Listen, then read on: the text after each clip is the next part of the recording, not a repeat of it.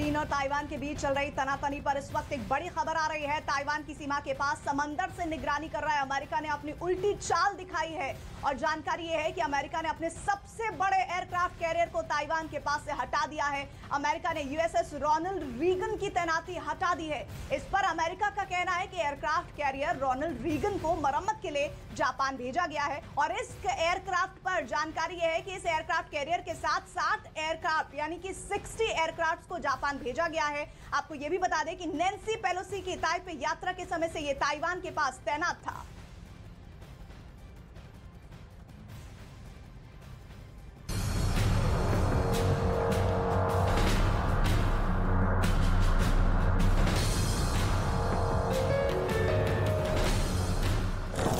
Taiwan के पास से लौटा अमेरिका का सबसे विध्वंसक एयरक्राफ्ट कैरियर।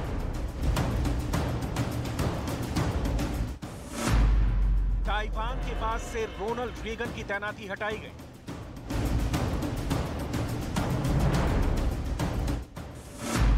अमेरिका ने सबसे बड़े एयरक्राफ्ट कैरियर को जापान भेजा।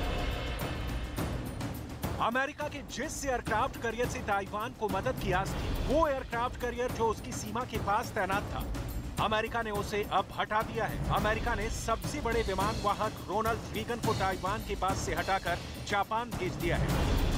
अमेरिका ने अपने इस एयरक्राफ्ट कैरियर को जापान क्यों भेजा, ये हम आपको आगे बताएंगे, लेकिन उससे पहले ताइवान से थोड़ी दूर समंदर में इसकी तैनाती का मकसद और इसकी ताकत को जानना जरूरी है। ताइवान मुद्दे पर चीन के आक्रामक तेवर के बाद से ही अमेरिका ने अपना एयरक्राफ्ट कैरियर रोनाल्ड रीगन को ताइवान के पास तैनात करने का फैसला लिया था।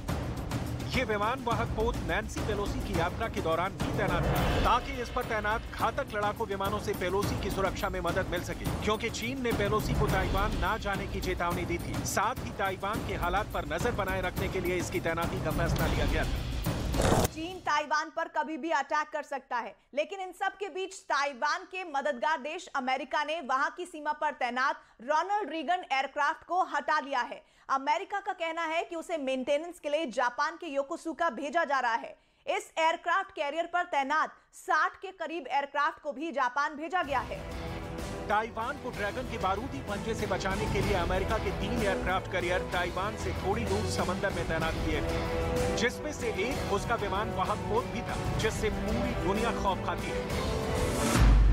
इसमें USS Ronald Reagan, USS Tripoli, USS America, USS Ronald Reagan Taiwan से 890 किलोमीटर दूर फिलीपींस सागर में मोर्चा संभाल रखा था, जिसे अमेरिका ने मरम्मत के नाम पर जापान भेज दिया। यूएसएस त्रिपोली ताइवान से 768 किलोमीटर की दूरी पर मौजूद है। अमेरिका का तीसरा युद्धपोत यूएसएस अमेरिका ताइवान से 1072 किलोमीटर दूर जापान के सासेबो बंदरगाह में नजर गड़ाए हुए। अमेरिका का यह एयरक्राफ्ट कैरियर रोनाल्ड रीगन घातक हथियारों और मिसाइलों से लैस रहता है। दुनिया के सबसे बड़े विमान वाहक पोत की श्रेणी में इसका नाम है।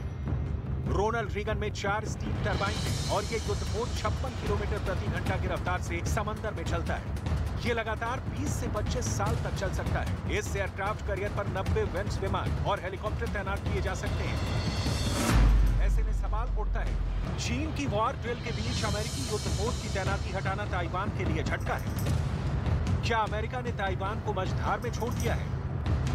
क्या चीन के खिलाफ ताइवान की मदद करने में अमेरिका पीछे हट गया?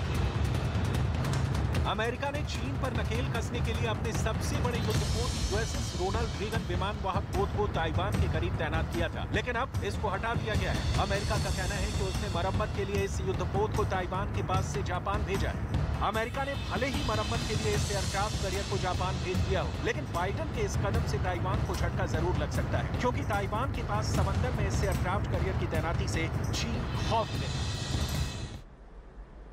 और इन तमाम खबरों के बीच चीन और ताइवान के बीच जो तनाव बरकरार है, उसको लेकर एक बड़ी खबर आ रही है। खबर ये आ रही है कि अमेरिकी हाउस स्पीकर नैन्सी पेलोसी को ताइवान जाने से रोकने के लिए चीन के राष्ट्रपति शी जिनपिंग ने अमेरिकी राष्ट्रपति जो बाइडेन से फोन पर बात की थी और एक रिपोर्ट के मुताबिक बाइडेन ने शी की चिंता को खारिज करते हुए उन्हें उकसाने वाली कार्रवाइयों से बचने की चेतावनी दी थी।